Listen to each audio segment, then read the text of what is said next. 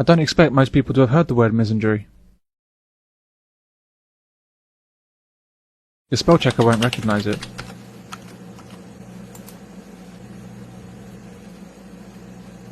The word misogyny, on the other hand, is very well known. Misandry does exist, however, and is there to be seen in media output, in the workplace, in education, in fact, in most areas of life in the Western world. Misandry tells us that men do very bad things, and they do them all the time. They rape women, they molest children, they beat their wives, they sexually harass their colleagues, they're deadbeat dads, they start wars, they can't communicate, they're controlling, they smell, they're hairy, and they don't wash. So who are these men that the media keeps informing me about? I heard they kidnap little children and drink their blood from little plastic cups that they make themselves from detergent bottles. Real live men are nothing like the depiction routinely broadcast on our televisions day after day. I mean, let's be clear here. When I'm at the cash point, I'm looking over my shoulder for men, not women. But the fact remains that the bad that men do pales in comparison with the greatness of men. When you look at the role of men at all levels of society, from leaders to street cleaners, men are fantastic examples of humanity.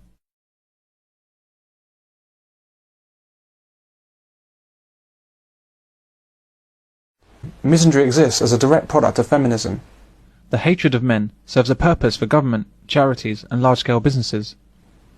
The endless prevalence of anti-male propaganda serves a dual purpose. It's done primarily to turn women against men. But it's also about turning men against themselves and getting men to think the worst of themselves. It's about creating guilt. Feminism is responsible for poisoning our view of men to the extent that men have become what can only be described as a disposable sex.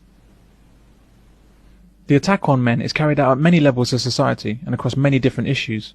Specifically, men are targeted in the realms of domestic violence, child abuse, fatherlessness, equality, health, and education. The Stephen Lawrence inquiry described institutional racism in the police force. However, no inquiry has ever been undertaken into the institutional misandry throughout our society. If such a study was ever to be undertaken, the extent, the depth, and the ferocity of male hatred in our institutions would become clear. However, most men I've met are unaware of the true extent of misandry, the extent of hatred against men in Western society. It's enormous, and it's perpetrated against men from the time of their birth right up to death, which comes for men far earlier than it should. Misandry is such a normal and ordinary part of life that it's very difficult to actually know it's happening, until you try asking yourself a few questions. Why do 80 men kill themselves every week? Why are over 90% of the homeless men? Why do men die 6 years earlier than women? Why have you never seen a news headline about the rape of a man? Could men become illegal? Misandry is way too big to appreciate until we take a step back. The first thing to understand is that in our society, men don't actually exist. Men simply do not exist as a group, except where they do something bad. A man from Armagh has been given a life sentence. A man's been found guilty at the Old Bailey. The man charged with the brutal murder of... A man's been charged with murdering... The same man could be responsible for 2 double murders. 5 to 6 men would rape us for hours. All the suspects are male. The man convicted of killing the former. The man accused of raping and murdering. This tragedy is man-made. Police across the country are hunting this man. There are con men and gunmen, and there are manhunts. The gunmen were branded as terrorists. 1 gunman and 2 accomplices.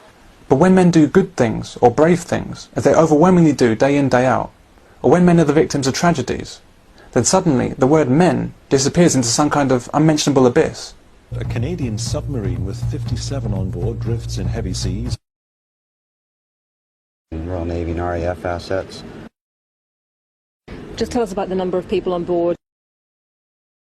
There's 57 crew. There was 9 personnel who reported smoke inhalation. 2 of concern, but none of them require a medevac from the submarine. To reach 13 coal miners who were trapped after an explosion in West Virginia. We believe the individuals might be located. People die on roadworks simply because they're trying to mend our roads and make them better for us.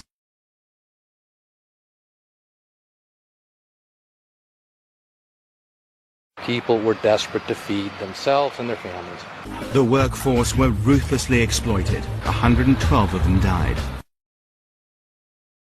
The lives of future passengers depend on the steady hands of these craftspeople and engineers.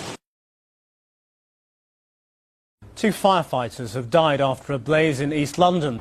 The pair were on the top floor of the building.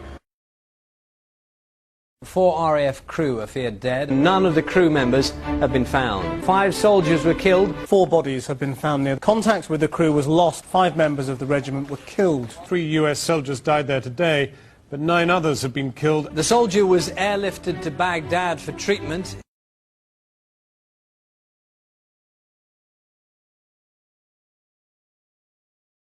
When Iraqi fighting men are killed, they're insurgents. They say they've killed hundreds of the insurgents in fighting like this. When they kidnap a woman, they're men. Mrs. Hassan was kidnapped by armed men who stopped her car. The deaths of men are deliberately suppressed behind their job titles and gender-neutral labels. Men are reduced from human beings to human doings.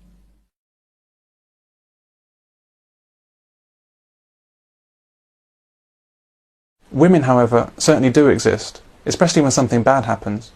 Indeed, tragedies are somehow more tragic when women are affected. 3 students and a female officer among the dead. Many of those who died were passers-by, including 7 women. Hundreds of thousands, mostly women and children, are living in camps with little food and clean water. Hospital officials said women and children are among the dead. BBC has evidence of police attacking women and children. An entire trench was filled with women and children. Mostly women and children. At the roadside we saw women and children. They're being forced to flee. While the women are forced to flee, the men are forced to die. But we hear nothing about that. It's just as accurate to lump men and children together. Why are the deaths of men rubbed out of the public's consciousness?